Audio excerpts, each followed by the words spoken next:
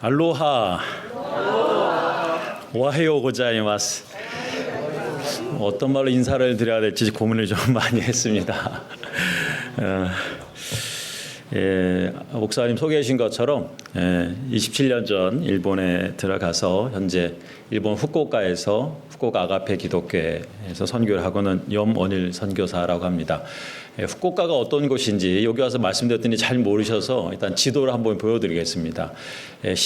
수년 전에 일본 그 후쿠시마라는 곳에서 큰 지진이 있고 쓰나미가 있었죠. 그러니까 원자력 사고도 있어가지고 많이들 기억하시는데 후쿠오카랑 너무 비슷해서 혼동을 많이 하시는데 이 지도를 보시면 오른쪽에 파랗게 동그라미 친 게 동경입니다. 2020년 동경 올림픽 있는 동경인데 거기서 북쪽으로 한 600km 올라가면 있는 곳이 후쿠시마입니다.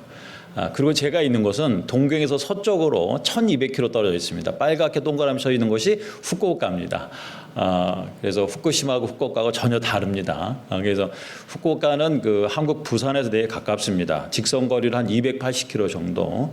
옛날에 조선 통신사들이 왕래했던 아주 한국과 관계가 많은 곳, 그곳에서 지금 사역을 하고 있습니다. 작년에 급성 심근경색에 와서 수술을 받고 건강 회복을 위해서 첫 안식년의 시간을 좀 가졌습니다. 다음 달 초에 이제 사역지로 들어가게 되는데 하나님께서 참 놀라운 은혜 가운데 하와이로 이렇게 불러주셔서 이곳에서 쉼과 또 GBS 하와이 복음 방송 일본어 방송에 대해 좀 배우고 있습니다. 먼저 여기까지 인도해 주신 주님께 감사드리고 또 저희가 이곳에서 평안한 생활을 할 수 있도록 도와주신 한 분 한 분께 감사드리며 또 오늘 이렇게 귀한 은혜를 나눌 수 있도록 해주신 에덴교회도 감사를 드립니다. 저는 예수님께서 기도에 대하여 가르쳐 주신 여러 말씀들 가운데 오늘의 본문을 아주 좋아합니다. 선교지에서 사역이나 또 때로는 개인적으로 어려움이 있어서 주님 앞에 무릎을 꿇고 기도하면 오늘 이 누가복음 18장 1절의 말씀이 저에게는 이렇게 들립니다. 항상 기도하고 낙심하지 말아라. 또 힘들고 어려워 하나님 앞에 기도하면 기도하려고 하나님 그러면 첫 마디가 이렇습니다. 항상 기도하고 낙심하지 말아라. 저에게 이 말씀은 선교지에서 선교하게 하신 하나님의 능력이었습니다. 우리가 보통 기도를 영혼의 호흡이라고 말합니다. 호흡이라는 것은 살아있는 모든 것은 다 숨을 쉽니다. 그래서 숨을 멈춘다는 것 곧 죽는다는 것을 의미하기도 말합니다. 그래서 우리 그리스도인들에게 있어서 기도한다는 것은 영혼의 호흡이니까 기도하는 것은 우리가 그리스도인답게 살게 하는 근본이자 능력이 됩니다. 어떤 운동이든지 운동을 잘하신 분은 아실 겁니다. 찬양하신 분도 마찬가지인데 호흡을 잘해야 됩니다. 숨을 잘 쉬어야 됩니다. 그래야 좋은 찬양을 할 수 있고 좋은 운동을 할 수 있습니다. 신앙도 마찬가지입니다. 신앙의 기본은 기도입니다. 오늘 예수님은 우리에게 좋은 기도, 하나님이 응답하시는 기도를 가르쳐 주면서 어떤 기도에 대해서 말씀하시냐면 오늘 내용 항상 기도하고 낙심하지 말 것으로 기도에 대해서 말씀하십니다. 오늘 본문을 중심으로 제가 이 말씀을 통해서 어떤 은혜를 받았는지 제 사역과 더불어서 같이 은혜를 나누고자 합니다. 첫 번째 오늘 말씀해 주신 첫 번째 은혜는 기도하는 자의 마음의 자세입니다. 우리가 기도할 때 무릎을 꿇을 수도 있고 앉을 수도 있습니다. 그건 눈에 보입니다. 근데 우리의 마음은 보이지 않습니다. 그러나 기도할 때 하나님은 우리의 마음을 보고 계십니다. 오늘 예수님께서 이 비유를 하시면서 이 비유에는 두 사람이 등장합니다. 한 사람은 재판관이고 또 한 사람은 과부입니다. 이름은 모르겠습니다. 한 사람은 직업이 나옵니다. 재판장입니다. 한 사람은 직업도 모릅니다. 단지 그 사람이 처한 상황만 나옵니다. 과부입니다. 성경 내용은 어떤 내용이냐면 이 과부에게 어느 날 큰 문제가 생겼습니다. 본문에는 어떤 원수와 원한이 생겼다 말합니다. 친구도 있을 수도 있지만 때로는 원수도 생길 수 있습니다. 어려운 관계도 있을 수 있지만 때로는 원한이 생길 수도 있습니다.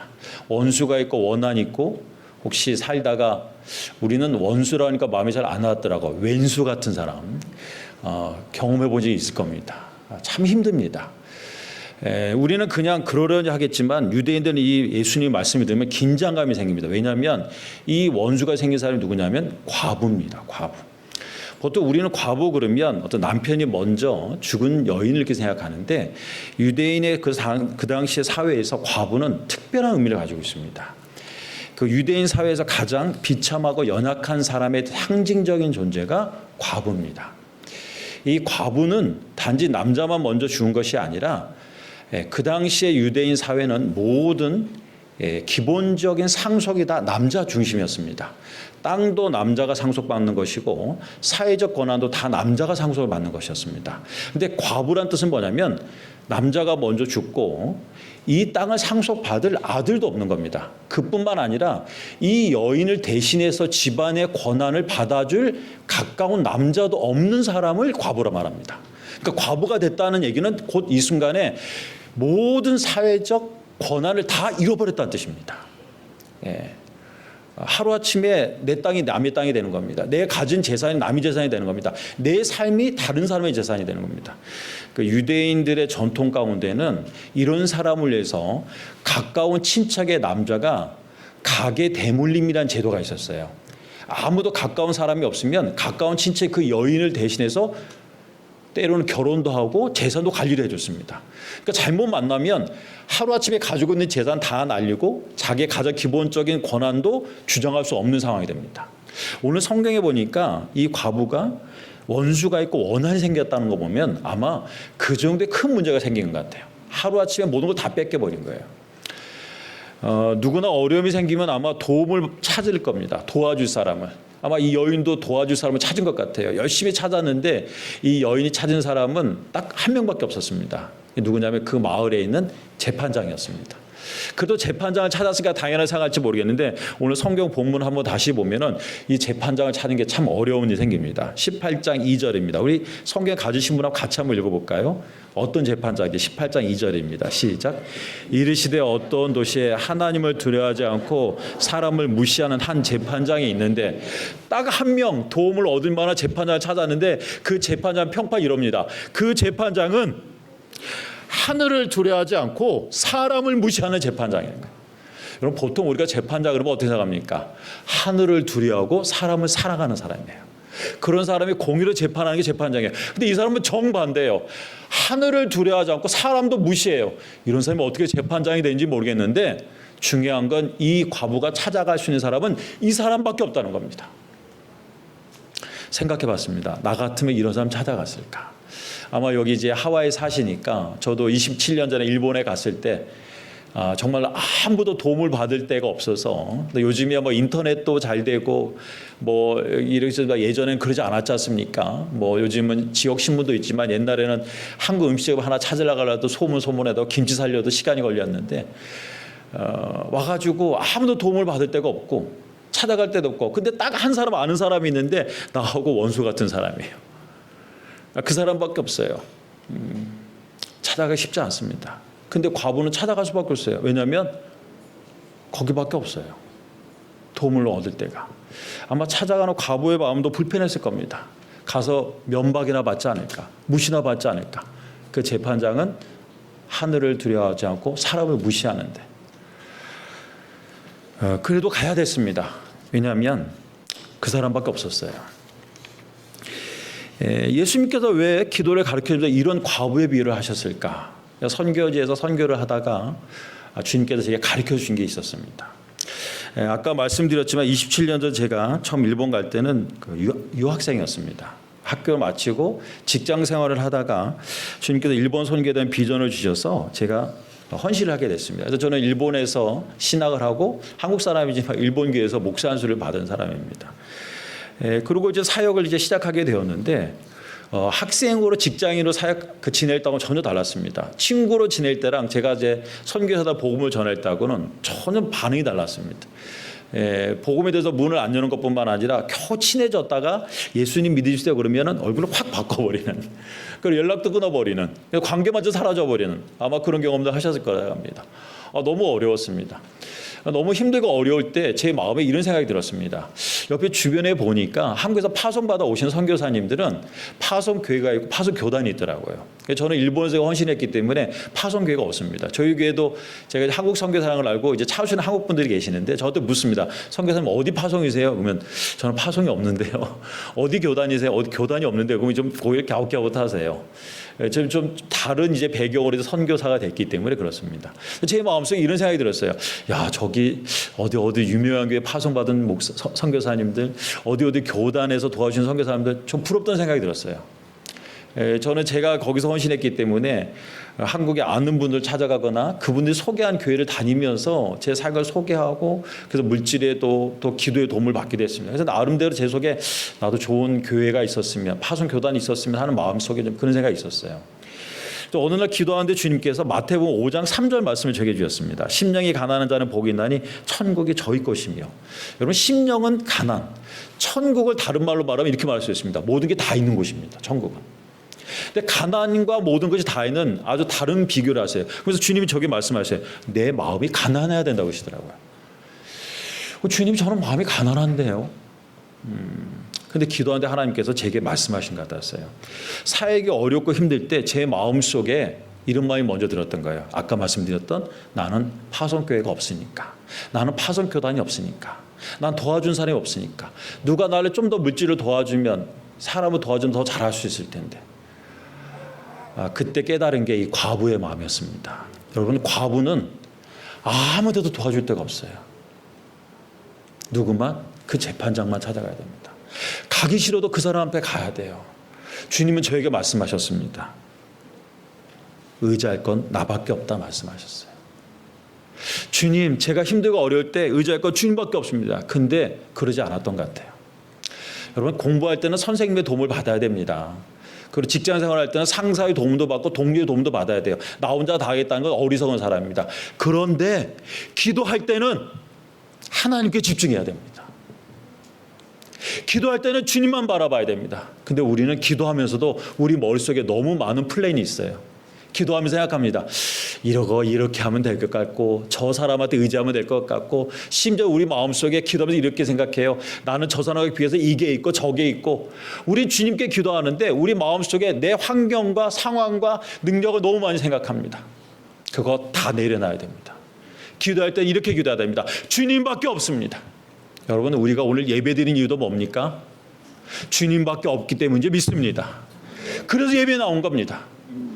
우리는 세상을 의지하는 것이 아니라 하나님을 의지하기 때문에 이 자리에 나온 겁니다. 그래서 시간을 내고 물질을 내서 모든 걸 상대해 놓고 여기 와 있는 겁니다. 왜? 우리는 하나님밖에 없으니까. 하나님 말씀해 주셨어요. 너는 나만 의지해라. 여러분 다윗을 아시죠? 다윗은 위대한 왕이었습니다. 그러나 그는 또 얼마나 많은 고난을 겪었는지 우리 잘 압니다. 그는 고난을 겪으면서 믿음이 멀어지지 않았습니다. 오히려 고난을 겪으면서 그는 하나님 앞에 마음이 낮아졌습니다. 또 낮아졌습니다. 그리고 마지막 낮아졌을 때 다윗은 이런 고백을 합니다. 시편 23편 1절 여호와는 나의 목자시니 내게 부족함이 없느니라. 여호와는 나의 목자시니 내게 부족함이 없느니라. 왕이어서 부족함이 없던 게 아니고 돈이 많아서 권력이 많아서 군사가 많아서 부족함이 없던 게 아니라 하나님이 내 목자시니까 내가 부족함이 없느니라. 마음이 가난할 때 하나님은 이런 은혜를 주실 줄 믿습니다. 그렇게 하나님 앞에 그때부터 기도했습니다. 하나님 파송교회 교단 의지하지 않겠습니다. 사람 의지하지 않겠습니다. 주님만 의지하겠습니다. 그때 하나님이 제게 은혜 주셨습니다. 그 은혜 준 사진을 여러분이 지금 보고 계실 겁니다. 저희 교회 사진입니다. 후쿠오카 사랑 애자 써서 아가페라고 있습니다. 후쿠오카 아가페 그리스도교회입니다. 17년 전 작기 시작했는데 은혜로 12년 전에는 하나님이 성전을 주셔서 이제 성전에서 예배를 드리고 있습니다. 오전에는 일본인들 예배를 드리고 이제 오후에는 한국인들 예배 드리고 저녁에는 가스펠 라이트 그래가지고 일본어로 찬양 예배 드립니다. 지금 일본인들이 입고 있는 옷은 유카타라고 합니다. 여러분이 보통 이제 일본 옷은 두 가지입니다. 기모노는 정장 결혼식 때 입는 거고 이거는 이제 일상에서 편하게 입도록. 그래서 아마 여러분이 일본에 여행 가시면 온천 여관 같으면 저런 거 입으실 거예요. 또 일본 영화 같은 거 보면 이렇게 불꽃놀이 같은 저런 거 입고 나옵니다. 편하게 일상생활을 입을 수 있도록 유카타입니다. 여름 되면 너무 덥거든요. 여기는 지금 여름이어도 너무 좋은 것 같아요. 하와이 날씨는. 제가 있는 곳은 벌써 이 정도 되면 여름에 37도, 8도, 습도 한 80% 됩니다. 장로님 저보고 이렇게 양복부터 걱정하시던데 저는 이거 일본에 있었으면 이거 초가을에 입고 있는 양복 같아요. 그래서 이제 여름에 되면은 일부러 얘기를 합니다. 이게浴衣입고 오라고. 집에 있는 거 꺼내 입고 와가지고 저녁 예배 같이 드리고 근처에 동네 가서 이렇게 불꽃놀이 하고 그때 전도도 합니다. 그래서 작년인가 재작년에 입었을 때 한번 기념사진을 찍었습니다. 예, 다음 장면은 이제 지난 여름에 같이 코스타라고 코스타 접했는데 우리 일본 지체대로 같이 간 겁니다. 그러니까 대부분 이제 일본인들은 저희 교회 와서 예수 믿는 사람들이 있죠. 학생도 있고 근데 직장인도 있습니다. 보시면 가운데 이렇게 팔짱 끼고 웃고는 자매가 있을 겁니다. 대학교 2학년 때 근처 대학교에서 전도가 됐죠. 저희가 대학생 전도를 자주 하는 이유가 지내보니까 한 사람이 예수 믿는데 3년에서 4년 걸리더라고요. 전도하고 이 사람이 이상한 사람이 아니는 걸 아는데 1년이 걸립니다. 기독교는 이상한 게 아닌데 이 사람이 이상한 사람이 아니면 1년 걸리고 이제 마음을 읽고 성경을 좀 읽는데 1년 걸리고 은혜 받는데 1년 걸려서 3년, 4년 걸리는 것 같아요. 저 자매도 이또 자매라고 하는데 대학교 영양학과 출신입니다. 2학년 때 예수님 교회 연결돼서 놀러 왔다 하다가 조금씩 변화되면서 예수님 믿고 작년에는 벌써 이제 졸업해서 직장인이 돼가지고 취업하자마자 캠프 간다고 그러니까 취업하고 한 2달밖에 안 되는데 회사에 휴가를 내가지고 같이 가서 캠프 가서 은혜 받는 장면입니다. 하나님께서 정말 아무것도 없고 아무것도 할 수 없는데 이렇게 엎드려 기도할 때 하나님께서 불쌍히 여겨주셨습니다. 지금도 하나님은 과부와 같은 가난한 마음을 찾고 계시를 믿습니다. 오늘 예배에 와서 우리의 마음이 가난할 때 하나님 우리 심령에 은혜 주실 줄 믿습니다. 두 번째, 하나님은 기도 가운데 항상 기도하라 말씀하십니다.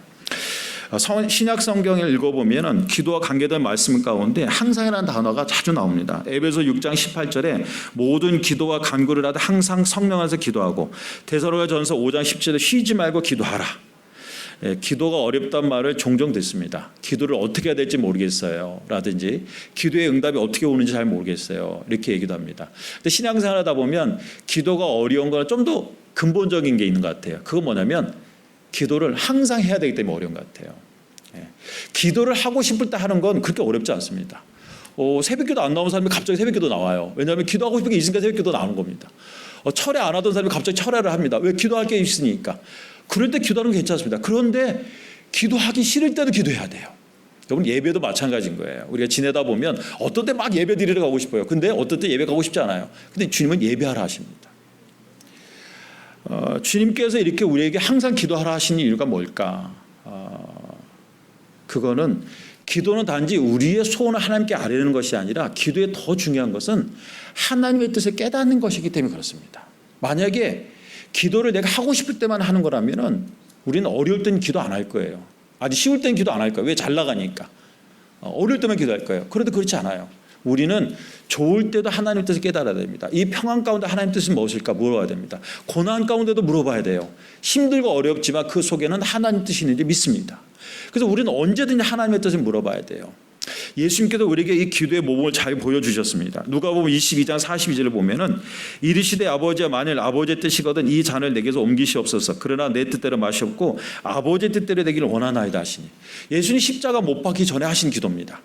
처음에 기도는 이렇게 말합니다. 너무 십자가가 주면 고통스러우니까 할 수 있거든 이 잔을 내게서 옮기시옵소서 기도합니다. 근데 마지막은 어떻게 합니까? 내 뜻대로 마옵시고 아버지 뜻대로 하옵소서. 여러분, 기도의 응답은 내 뜻이 관철된 것이 아니라 이 고난, 이 상황 가운데 하나님의 뜻을 깨닫는 것이 기도의 응답입니다. 우리가 항상 기도해야 될 이유는 우리의 모든 삶 가운데 하나님의 뜻이 있기 때문에 그걸 깨닫기 위해서 우리 기도해야 되는 것입니다. 오늘 우리가 여기서 예배하는 이유, 하나님의 뜻이 있는지 믿습니다. 오늘 여기서 내가 이 말씀을 듣는 이유는 내가 이 말씀을 들어야 될 이유가 있기 때문에 그렇습니다. 오늘 제가 이 강단에 선 이유, 하나님의 뜻이 있는지 저는 믿습니다. 일본에서 선교하면서 하나님 앞에 늘 기도합니다. 근데 하나님 제게 늘 물어보신 게 있어요. 너 일본 영어 사랑하니? 물어보세요. 주님, 제가 일본 영어 사랑하니까 직장도 그만두고 헌신했죠. 근데 하나님 그렇게 물어보세요. 그럼 항상 사랑하니? 이렇게 물어보세요. 기도하고 사랑하고 비슷한 게 있는 것 같아요. 사랑도 사랑하고 싶다 사랑하는 건 괜찮은 것 같아요. 사랑할 만한 대상은 얼마든지 사랑하는 것 같아요. 근데 항상 사랑하기 힘든 것 같아요. 항상 사랑하기 힘들어요. 우리 한국 사람에게 뭐 일본 사람은 어떤 사람이지? 이 메시지 준비하면 참 어려웠습니다. 요즘에 요즘 뭐 언론 통해 아시죠? 요즘 한국과 일본의 관계가 경제적 관계로 너무 극대를 치달아서 정말 선교하는 사람의 입장이 참 어렵습니다. 인터넷을 봤더니 어떤 분이 이렇게 써놨더라고요. 일본 사람한테는 가위바위보도 치면 안 된다 그러더라고요. 참 보면서 이해가 됐습니다. 제가 아까 말씀드린 것처럼 저희 교회가 청년들하고 사역을 하다 보니까 청년들하고 시간을 굉장히 많이 보는데 같이 놀러도 가고 뭐 먹으러도 가고 교제를 많이 하죠. 근데 저희 교회가 제가 절대 저희 교회에서 같이 안 하는 게 하나 있습니다. 한일전 스포츠 관전은 절대 같이 안 합니다.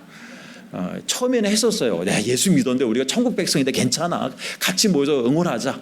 한일전 같이 모여가지고 대한민국, 니폰 이렇게 했어요. 꼭 이렇게 축구 시합하면 일본이 먼저 골 넣어요.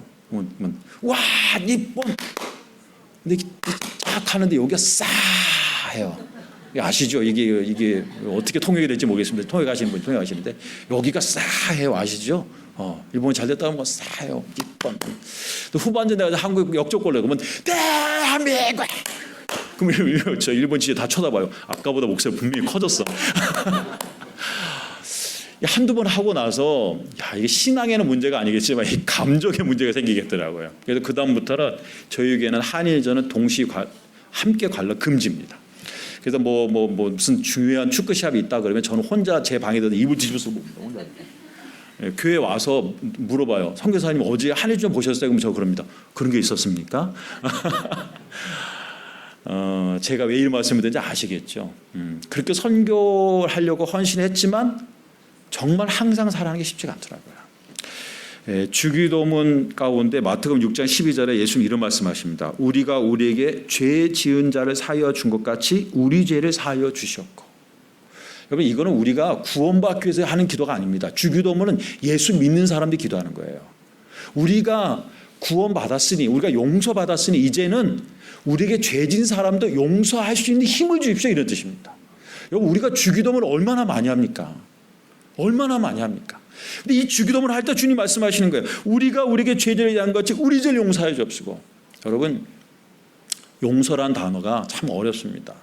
용서라는 단어가 왜 어렵냐면 용서란 단어는 뒤에 죄가 붙어 있습니다.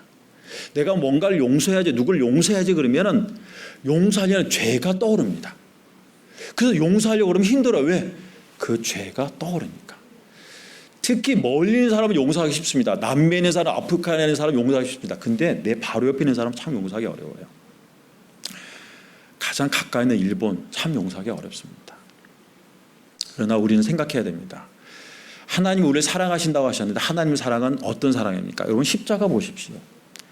십자가 뭐가 보이십니까? 십자가 못 박힌 예수 그리스도십니다. 왜 예수님 십자가 못 박히셨습니까? 우리 죄 때문입니다. 내 죄입니다. 내 죄가 얼마나 컸으면 그냥 내 죄 용서한다. 네 죄를 벌금형으로 하겠다. 네 죄는 감옥에 10년 있으면 된다. 네 죄는 20년 있으면 된다. 이렇게 해결할 수가 없었어요. 그래서 예수님이 저 십자가에서 죽으셔야 됐다는 겁니다. 얼마나 큰 죄냐면 죽지 않으면 해결될 수 없는 죄였다는 겁니다. 그 죄로 우리가 용서받을 줄 믿습니다. 내 죄가 그런 죄였습니다. 내가 의인이어서가 아니라 예수님 십자가 못 박혀서 내가 구원받았습니다. 우리 한국 그리스도인들에게 일본은 내가 용서받은 것을 표현할 대상이라고 생각합니다. 내가 그렇게 용서받았다면 이제 내가 그들을 용서해야 됩니다. 그 사람들이 잘못했다고 인정해서가 아니라 예수님이 날 용서하신 것처럼 내가 용서하고 사랑하면 그들도 그들의 죄를 깨닫게 될 줄 믿습니다. 개인적으로 한류는 하나님께서 정말 우리가 일본을 더 사랑할 수 있도록 길을 열어주신 걸 생각합니다. 아마 여기 계시면서도 느낄 겁니다. 일본이 여기 들으니까 하와이에 한국인이 한 2, 3만 명인데 일본이 한 20만 명이라고 하더라고요. 얼마나 일본 사람들이 지금 한국을 좋아하고 한국 문화를 좋아하는지요. 뭐 이렇게 정치적으로 대립을 많이 일어납니다. 그러면 한국 분들이 물어보십니다. 선교사님 괜찮으세요? 일본 사람들에게 물어보면 일본 사람이 그럽니다. 정치는 정치고 문화는 문화죠. 이렇게 얘기를 합니다. 굉장히 친숙합니다. 한 10여 년 전에 이제 한국에는 관심이 많다고 그래가지고 교회에서 김치 만들기를 한 적이 있어요. 체험하기요. 그래서 가능할까 싶어가지고 동네 사람들에게 전단지 나눠주고 이제 한 번 했습니다. 저는 이제 낮에 이제 모임이 있어서 나갔다가 돌아왔는데 제 아내가 모임을 했거든요. 갔다 와서 잘 끝났다는 얘기 듣고 오늘 만든 김치 좀 먹여달라고 했더니 아내가 하는 얘기가 하나도 없다고 하더라고요. 그래서 김치 만든 거 없냐 했더니 김치만 아니라 국물까지 다 가져가셨다고 하더라고요. 그렇게 좋아하시나 했더니 너무 좋아하시다고 하더라고요. 그래서 이거 계속 해도 되겠구나 그런 생각이 들었어요. 그래서 그다음부터는 김치 만들기 하면 반드시 제 거 따로 빼놓습니다. 한국에서 이게 단교 선교를 오시면은 김치 만든다고 해가지고 전도를 하거든요. 일본 분들은 한국에서 오신 아주머니들 김치 만든다 그러면 한국 분들 다 김치의 그 프로라 생각을 하세요. 달인 정도 생각하십니다. 그래서 신기하게 저희가 김치합니다 그러면 안 오는데 한국에서 오신 분들 김치합니다 그러면 전단지 들고 찾아오세요. 60, 70 평생 교회 한 번도 안 오신 분들이 전단지 들고 김치하러 오십니다. 배추만 일본에서, 왜냐하면 농산물 가져오셨게 나머지 재료는 다 한국에서 가져온 겁니다.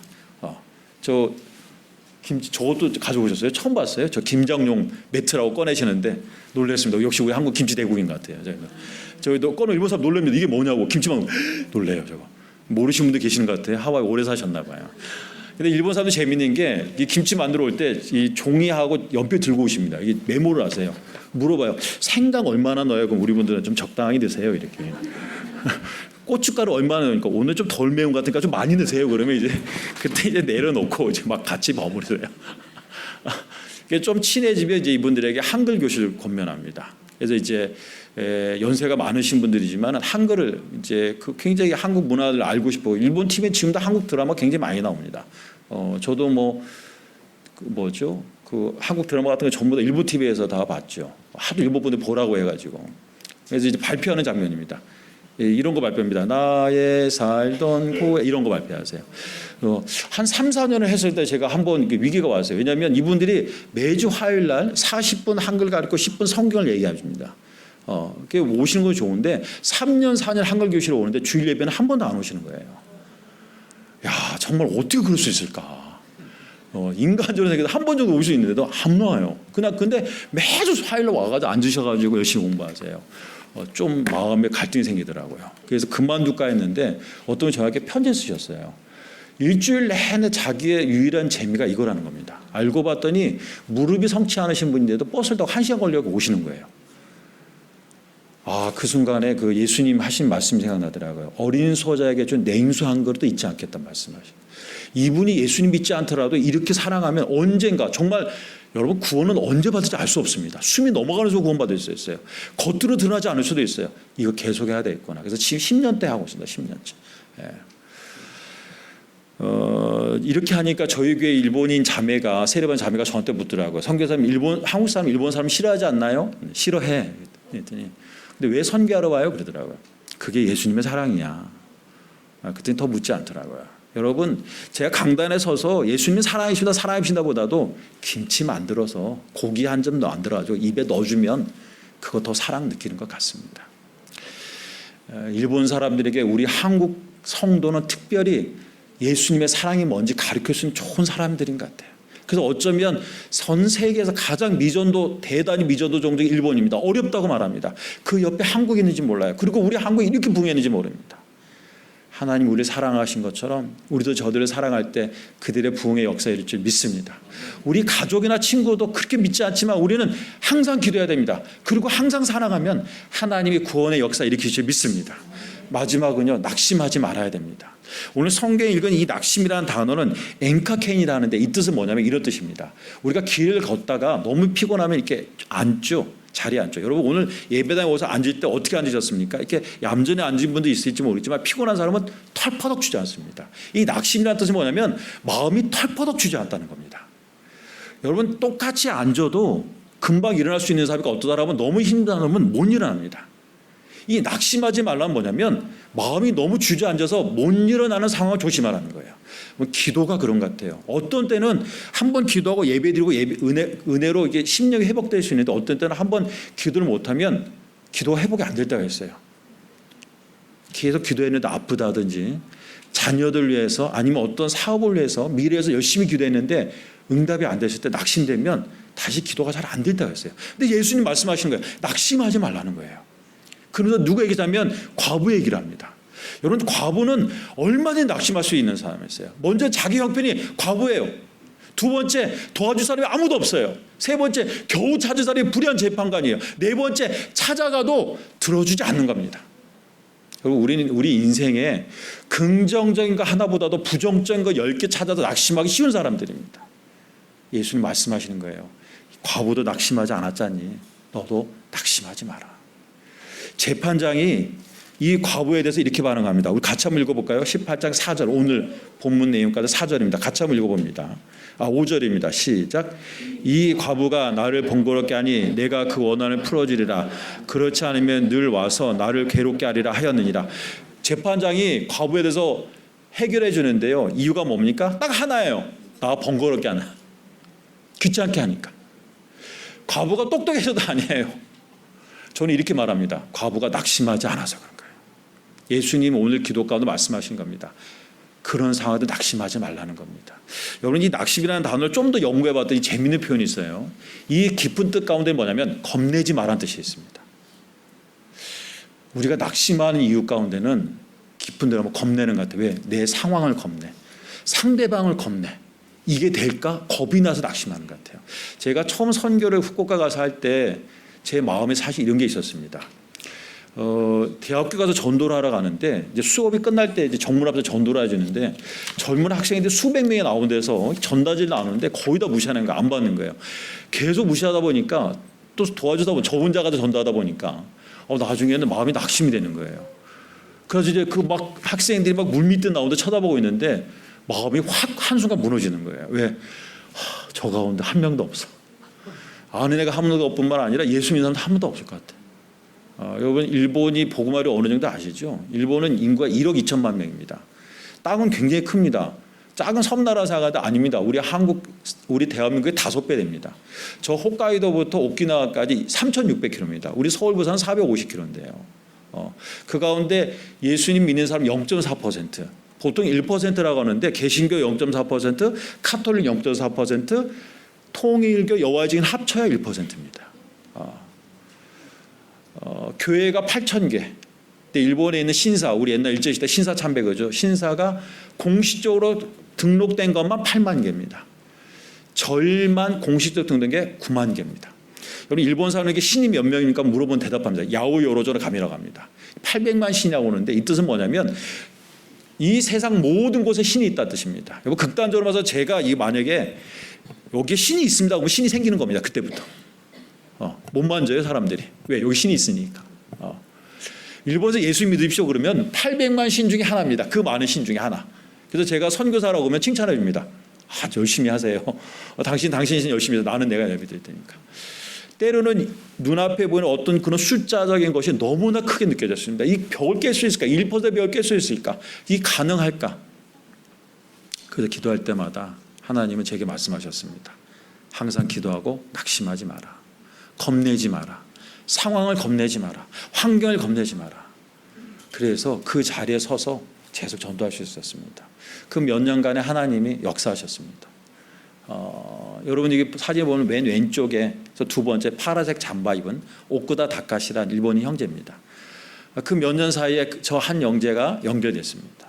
그리고 그 형제가 예수를 믿고 세례를 받았습니다. 그 놀라운 건 그 형제가 헌신을 했습니다. 전도사가 됐습니다. 이 장면은 제가 전도했던 그 학교 정규모임을 이제 그 형제가 인도하고 있는 장면입니다. 이 형제가 와서 예수를 믿은 하나님 말씀이 있습니다. 요한복음 10장 10절에 이런 말씀입니다. 도둑이 오는 것은 도적질하고 죽이고 멸망시키는 것뿐이요 내가 온 것은 양으로 생명을 얻게 하고 더 풍성히 얻게 하는 것이다. 이제 교회를 이렇게 조금씩 와 보니까 예배도 드려야 돼, 성경 공부도 돼, 또 오려면 돈도 써. 저기 이제 멀리서 이제 후쿠오카 와 살고 있는데 그 마음에 그런 생각이 들더래요. 내가 이 시간도 뺏기고 물질도 뺏기고. 일본 사람이 굉장히 현실적이니까요. 그래서 이제 이게 고민이 되더라고요. 그런데 이제 이 요한복음 말씀 보는데 그런 생각이 듭니다. 예수님이 오신 건 도적질하러 온 게 아니다. 예수님이 오신 건 너를 풍성케 하러 온 것이다. 예수님이 나한테 오신 건 나를 풍성케 하러 오셨구나. 이 말씀 성령이 깨닫게 하셔서 예수를 믿었어요. 여러분, 하나님은 풍성하신 분인 줄 믿습니다.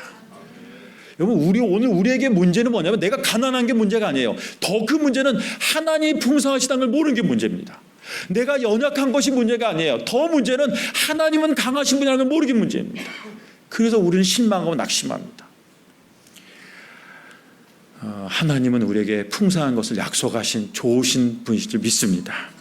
예수님은 가르쳐 주십니다. 마태복음 7장 9절에 너희 중에 누가 아들이 떡을 달라는데 돌을 주며 생선을 달라는데 뱀을 줄 사람이 있겠느냐. 너희가 악한 자라도 좋은 것으로 자식에게 줄 줄 알거든 하물며 하늘에 계신 너희 아버지께서 구하는 자에게 좋은 것으로 주시지 않겠느냐. 하나님은 좋은 것을 예비하고 계실 줄 믿습니다. 여러분, 좋은 것입니다. 구하는 것이 아니라 좋은 것입니다. 우리가 생각하는 것보다 하나님은 더 좋은 것을 예비하셨습니다. 우리는 항상 기도해야 됩니다. 왜냐하면 응답이 늦으면 거기는 하나님의 뜻이 있기 때문에 그렇습니다. 하나님이 어떤 분이 저한테 그런 질문 하시더라고요. 하나님 좋으신 분 좀 빨리 주시면 안 돼요? 그러시더라고요. 맞습니다. 좀 빨리 줘도 됩니다. 근데 하나님 때로는 오래 참고 기다리게 하세요. 왜냐하면 진짜 원하는 것인지 볼 때가 계셔요. 저도 그 아이들을 키워보는데요. 저희 아이들이 그 어렸을 때 그 이제 마켓 같은 데 데려가면 애들이 과자 사달라고 그러거든요. 처음 사달라도 저 잘 안 사줍니다. 왜냐하면 아이들은 보면 눈에 무조건 좋아 보이는 거 사달라고 그래요. 이거 사줘. 그럼 제가 그래요. 오늘은 안 돼 그래요. 근데 얘가 진짜 먹고 싶을 때와 먹고 싶진 않은데 눈에 보이니까 사달라고 하는데 알 수 있는 방법이 있어요. 자녀를 키우시면 아시죠? 언제 알아요? 또 사달라고 하면 진짜 사달라고 먹고 싶은 겁니다. 이거 사줘. 됐어. 오늘은 안 돼. 알았어. 사실 먹고 싶지 않은 거예요. 근데 진짜 먹고 싶으면 이거 사줘. 그땐 사줘야 돼요. 여러분, 하나님이 우리에게 말씀하셔요. 이거 하나만 비유 마치려고 합니다. 제 서랍 속에는 전자수첩이 하나 있어요. 전자수첩이 한 20년 전에 산 소니 전자수첩이 하나 있는데요. 쓰지 않습니다. 근데 거기 항상 있습니다. 왜냐하면 결혼해가지고 1주년 됐을 때 제 아내가 저한테 그런 말 했어요. 여보, 당신 뭐 갖고 싶은 거 있어? 그랬어요. 결혼하고 1년이 됐으니까 제 마음속에 이 사랑을 테스트하고 싶은 마음이 생겨가지고 보니까 소니 전자수첩이 좋아 보이는데 이런 얘기를 했어요. 근데 제 아내가 정말 사왔어요. 저는 사올 줄 몰랐어요. 꽤 비싼 거였거든요. 그래서 물론 그걸로 제 아내를 사랑을 테스트한 건 아닙니다. 오해하지 마시고 농담 삼아 얘기했는데 그랬는데 전자수첩을 갖고 다니다 보니까 너무 불편한 거예요. 이게 호주머니에 넣었더니 이게 무거워가지고 그래가지고 몇 번 쓰다가 안 썼습니다. 근데 저는 버리지 않고 지금도 갖고 있습니다. 왜냐하면 제 마음을 알려고요. 하나님 앞에 때로는 우리는 정말 필요치 않은데 구하는 게 많아요. 왜? 다른 사람이 갖고 있으니까. 만약에 하나님이 내가 원하는 다 주셨다면 우리는 어떤 삶을 살고 있을까요? 상상도 할 수 없습니다. 그래서 때로는 하나님은 기다리실 때가 있습니다. 왜냐하면 좋은 것을 주실 때가. 지난 시간을 돌아볼 때 하나님은 정말 제게 좋으신 분이셨습니다. 저는 이제 8월 초에 가족같이 다시 사역지로 돌아갑니다. 그 하나님은 그때도 변함없이 좋으신 분이 저는 믿습니다. 그래서 저는 기도합니다. 항상 낙심하지 말고 항상 기도할 수 있도록. 제가 그런 사역자가 될 수 있도록 기도해 주시기 바랍니다. 그것도 여기 계신 모든 분들도 항상 기도하고 낙심치 않은 은혜 있도록 축원합니다.